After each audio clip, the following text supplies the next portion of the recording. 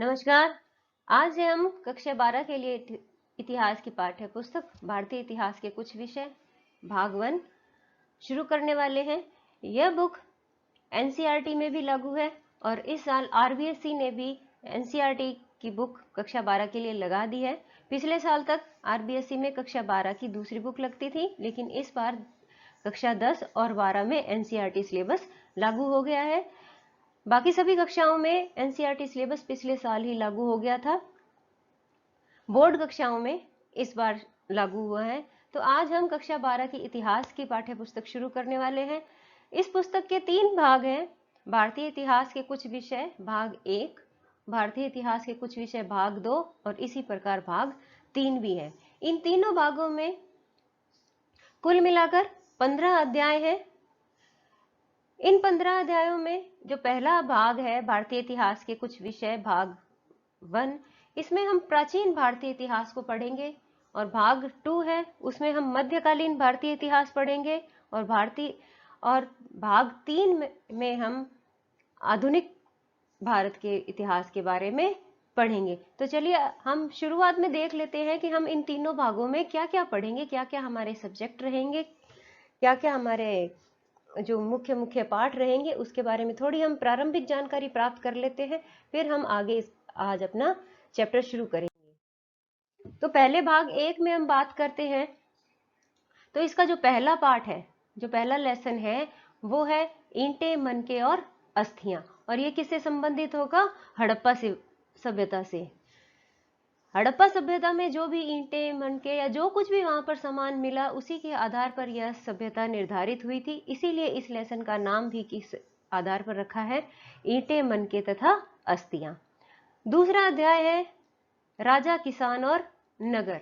इस अध्याय में आरंभिक राज्य और अर्थव्यवस्था की बात करेंगे। और यह जो अध्याय होगा वो कब से कब तक होगा? 600 ईसा पूर्व से 600 ईस्वी तक। तीसरा अध्याय रहेगा बंधुत्व, जाति तथा वर्ग। ये आरंभिक समाज के बारे में हमें जानकारी प्राप्त करवाएगा और ये भी रहेगा लगभग 600 ईसा पूर्व से लेकर 600 ईस्वी तक। फोर्थ हमारा लेसन रहेगा विचारक, विश्वास और इमारतें। यह सांस्कृतिक विकास के बारे में जानकारी देगा और यह भी कहां से कहां तक देगा? लगभग 600 ईसा पूर्व से ईसा संवत 600 तक, या फिर आप इसको 600 ईस्वी भी बोल सकते हैं। इस प्रकार इस एक भाग में हम 4 लेसन पढ़ेंगे और चारों किससे संबंधित होंगे? प्राचीन भारतीय इतिहास से संबंधित होंगे। कक्षा 12 की पाठ्य पुस्तक में हम राजनीतिक बातों पर चर्चा नहीं करेंगे। जो भी विषय होंगे इसमें क्या होंगे? सामाजिक होंगे या फिर अर्थव्यवस्था से संबंधित विषय इस भाग में हम पढ़ेंगे। जो सेकंड भाग है आपकी पाठ्य पुस्तक का, उसमें जो पहला पाठ है, चाहे आप इसको 5वां पाठ भी कह सकते हो, चाहे आप इसको पहला पाठ भी कह सकते हो, भाग 2 है यात्रियों के नजरिए।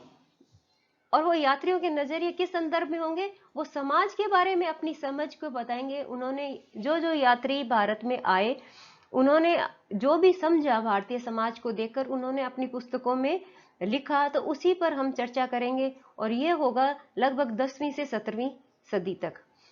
पाठ 6 रहेगा भक्ति और सूफी परंपराएं। उस समय भक्ति और सूफी परंपराएं अपनी चरम पर थी। तो यहाँ पर हम धार्मिक विश्वासों में बदलाव और श्रद्धा ग्रंथ के बारे में पढ़ेंगे और ये होगा लगभग 8वीं से 18वीं सदी तक। पाठ 7 होगा एक साम्राज्य की राजधानी। यह राजधानी कौन सी होगी? विजयनगर। इसके बारे में हम विस्तृत से इसी चैप्टर में पढ़ेंगे। विजयनगर की स्थापना किसने की, क्या कुछ हुआ, इस नगर के बारे में हम इसमें पढ़ेंगे। जो अध्याय 8 है वो होगा किसान, जमींदारी और राज्य के बारे में। इसमें हम पढ़ेंगे कृषि, समाज और मुगल साम्राज्य। मुगल साम्राज्य के बारे में हम इसमें विस्तृत से अध्ययन करेंगे, क्या उस समय का स्थिति थी, किसान कैसे, जमींदार और सारा कुछ हम पढ़ेंगे। और यह भी लगभग रहेगा 16वीं और 17वीं सदी का। जो पाठ 9 है वो राजा और विभिन्न वृतांत। ये भी कौन हो, किसके बारे में पढ़ेंगे? हम मुगल दरबार के बारे में पढ़ेंगे। यानी इसमें लगभग हम जितनी भी चर्चा करेंगे वो सारी की सारी 16वीं और 17वीं शताब्दी के बारे में यहाँ पर पढ़ाई करेंगे। तो ये तो था हमारा भाग 2। इसी प्रकार भाग 3 भी है। अब तक हमारे पहले भाग में 4 लेसन, दूसरे भाग में 5 लेसन, और इसी प्रकार अब तीसरा भाग भी आ गया है जिसके अंदर है 6 लेसन, जिसमें 10वां है उपनिवेशवाद और देहात। उपनिवेशवाद के बारे में हम इसी अध्याय के बारे में पूरा विस्तृत से चर्चा करेंगे, क्या होता है उपनिवेशवाद, और साथ ही ये किससे संबंधित होगा, सरकारी अभिलेखों का अध्ययन इसमें हम करेंगे। उसी के आधार पर हम उपनिवेशवाद भी पढ़ेंगे। पाठ 11 कहेगा विद्रोह और राज। और ये विद्रोह कौन सा होगा, जैसा कि आप सभी थोड़ा बहुत तो परिचित है ही है, थोड़ा बहुत क्या, अभी तक आप इस शुरू से ही पढ़ते आए हो। जो हमारे भारत देश में 1857 का जो आंदोलन हुआ था, जो क्रांति हुई थी, उसके बारे में हम इस अध्याय में विस्तार से पढ़ेंगे। पाठ 12 हमें बताएगा औपनिवेशिक शहर। इसमें नगर योजना और स्थापत्य कला के बारे में हम बात करेंगे। पाठ 13 होगा महात्मा गांधी और राष्ट्रीय आंदोलन। महात्मा गांधी ने जो जो राष्ट्रीय आंदोलन चलाए, चाहे सविनय अवज्ञा आंदोलन हो या भारत छोड़ो आंदोलन हो, जो भी इनके समय में आंदोलन हुए, उन सभी के बारे में हम पढ़ेंगे। ये पढ़ेंगे हम सविनय अवज्ञा आंदोलन, और उसके आगे का जो भी हम अध्ययन करेंगे इसी अध्याय में करेंगे। पाठ 14 हमें बताएगा विभाजन। इस लेसन में हम विभाजन को समझेंगे कि किस प्रकार विभाजन किया गया। इसमें राजनीति, स्मृति और अनुभव के बारे में हम यहाँ पर पढ़ेंगे। और जो अंतिम अध्याय होगा लेसन नंबर 15, जिसमें आएगा संविधान का निर्माण, और संविधान के निर्माण के ही साथ भारत में एक नए युग की भी शुरुआत हो जाएगी। इसी प्रकार हमने ये देख लिया है कि हम कक्षा 12 के इतिहास की पुस्तक में क्या क्या पढ़ेंगे। भाग 1 में हम प्राचीन भारतीय इतिहास पढ़ेंगे, भाग 2 में हम मध्यकालीन भारतीय इतिहास पढ़ेंगे, और भाग 3 में हम आधुनिक भारतीय इतिहास का अध्ययन करेंगे। तो चलिए शुरू करते हैं हमारा आज का ये पहला। जैसा कि आपको पता ही है कि हम आज हड़प्पा सभ्यता के बारे में पढ़ने वाले हैं। इस लेसन को पढ़ने से पहले हमें थोड़ी सी जो प्रारंभिक जो ज्ञान होता है ना, वो हमें प्राप्त कर लेना चाहिए कि क्या होता है सभ्यता। कई बार हम पढ़ते हैं संस्कृति, तो हमें उन दोनों में अंतर भी समझना चाहिए कि क्या है सभ्यता और क्या है संस्कृति। तो इसके बारे में हम थोड़ी सी चर्चा कर लेते हैं। हमारा सबसे पहला जो प्रश्न है वो यही है, सभ्यता किसे कहा जाता है। तो सभ्यता वह कहलाएगी लोगों के एक ऐसे समूह को सभ्यता कहा जाता है जिनके रहन सहन, जीवन निर्वाह के तरीके, विचारधाराएं एवं मान्यताएं विशेष हो। सभ्यता एक अपने आप में बहुत ही विस्तृत अर्थ लिए हुए होती है। ये संपूर्ण मानव विकास को बतलाती है कि उस समय का जो मानव विकास था, मानव जीवन था, वो किस प्रकार था। और जो संस्कृति है वो इसी मानव जो सभ्यता है उसका एक हिस्सा होती है, ना कि ये एक विस्तृत इसका अर्थ होता है। सभ्यता अपने आप में बहुत ही विस्तार लिए हुए होती है, संस्कृति इसी का एक हिस्सा है। जैसे हम किसी को नमस्कार करते हैं, हमारे अतिथियों का स्वागत करते हैं, ये हमारी संस्कृति कहलाती है। इसी के साथ हम अब आगे पढ़ेंगे कि विश्व में जो जो प्रमुख सभ्यताएं हुई हैं उनके बारे में भी हमें थोड़ा पहले पता होना चाहिए कि हड़प्पा सभ्यता हम पढ़ रहे हैं तो कहीं और भी कोई सभ्यता रही थी या नहीं रही थी, उसके बारे में हम थोड़ा सा चर्चा कर लेते हैं। हड़प्पा सभ्यता की जो पहचान है वो 1920 के बाद हुई है। तो इससे पहले जो भी हुआ था उसके बारे में हम थोड़ा देख लेते हैं। 1920 से पहले ऐसा माना जाता था कि मिस्र की सभ्यता, मेसोपोटामिया की सभ्यता और चीन की सभ्यता विश्व की सबसे पुरानी सभ्यताओं में से एक है। यानी उस समय ये माना जाता था 1920 से पहले। परंतु फिर हड़प्पा सभ्यता की खोज हुई और तब से यह भी विश्व की सबसे पुरानी सभ्यताओं में से एक बन गई। तो कुल मिलाकर कितनी सभ्यताएं हो गई? 4।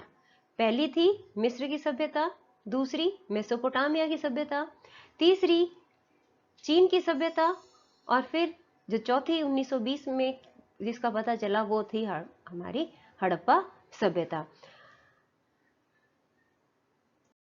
इन चारों सभ्यताओं को हम मैप में भी देख लेते हैं। देखिए, जब तक हमारे दिमाग में भौगोलिक स्थिति क्लियर नहीं होगी, हमारे जो बेसिक कॉन्सेप्ट हैं वो कभी क्लियर नहीं हो पाएंगे। तो अगर आपको कोई ज्ञान जो हम देने की कोशिश कर रहे हैं या आप जो भी कुछ लेने की कोशिश कर रहे हो वो तब तब तक स्थायी नहीं होगा जब आप उसकी भौगोलिक स्थिति के बारे में जानकारी प्राप्त नहीं कर लेंगे। तो इसी की कोशिश में हम आज शुरू करते हैं। देखिए, ये जैसा कि आपको दिख ही रहा होगा, ये विश्व का मानचित्र है। ये अफ्रीका महाद्वीप है, ये एशिया महाद्वीप है, और इसमें ये हमारा भारत है। सबसे पहले हमने बात की थी मिस्र की सभ्यता की, तो वो ये है।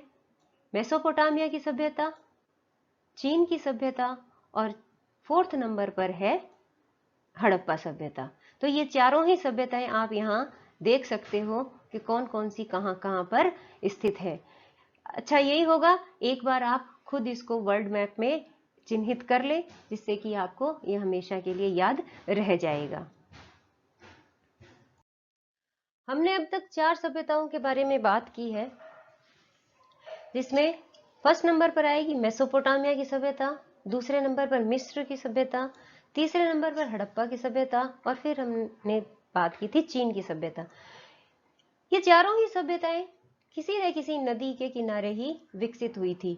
इसका मुख्य कारण क्या हो सकता है, ये सभी आप जानते ही होंगे, क्योंकि उस समय आपको पता है ये परिवहन के साधन नहीं थे, तो नदी उनके लिए एक परिवहन के साधन के रूप में कार्य करती थी।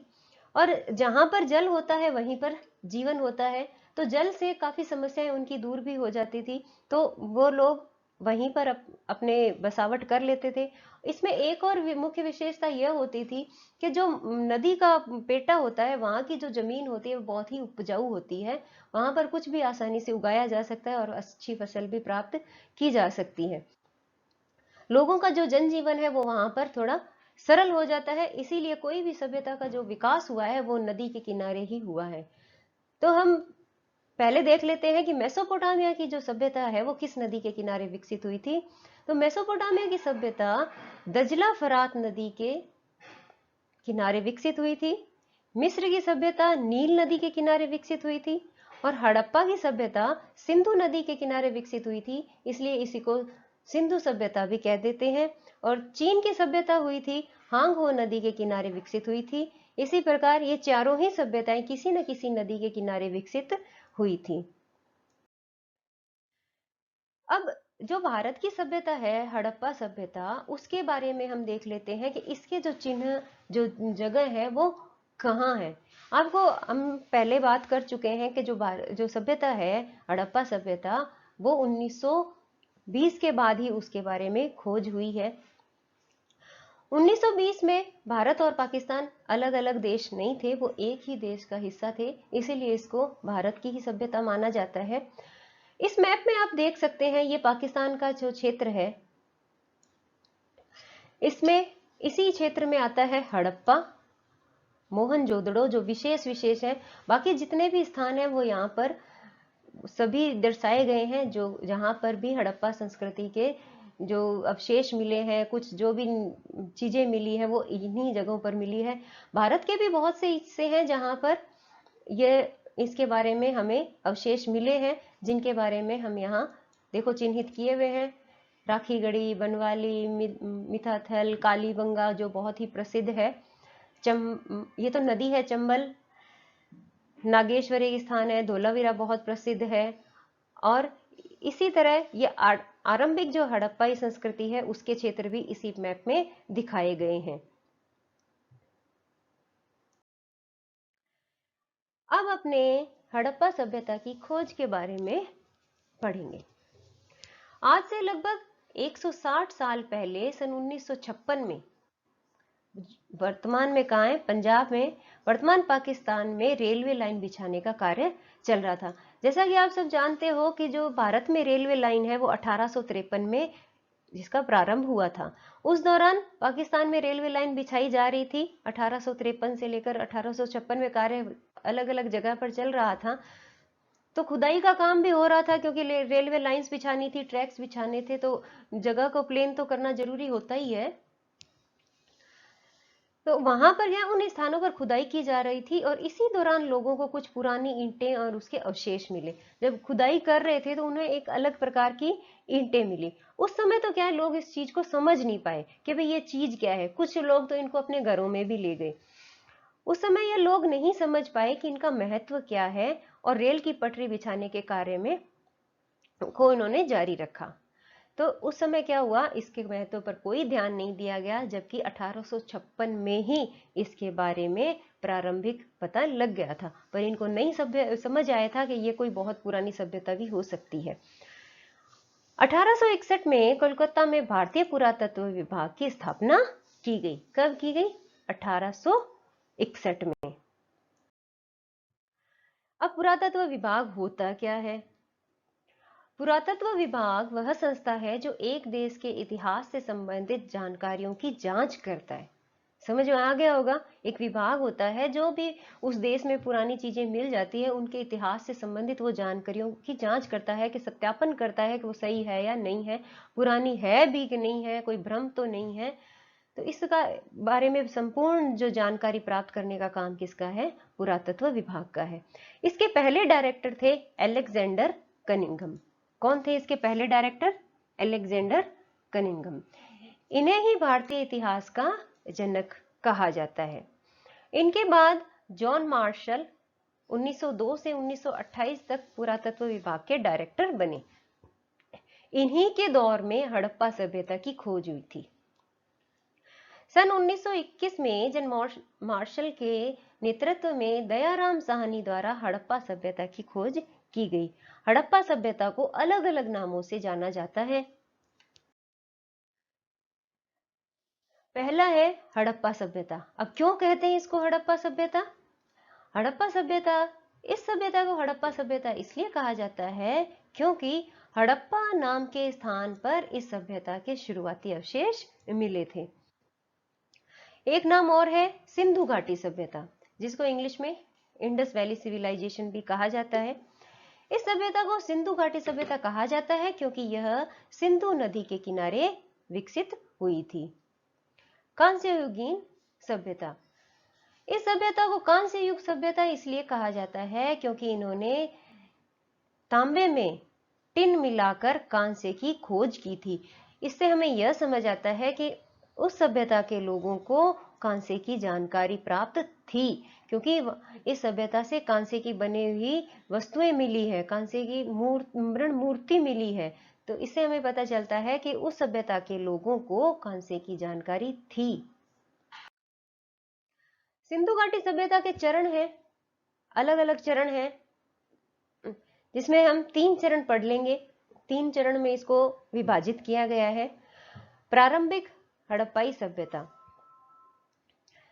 जिसको कि 3300 ईसा पूर्व से 2600 ईसा पूर्व तक माना जाएगा।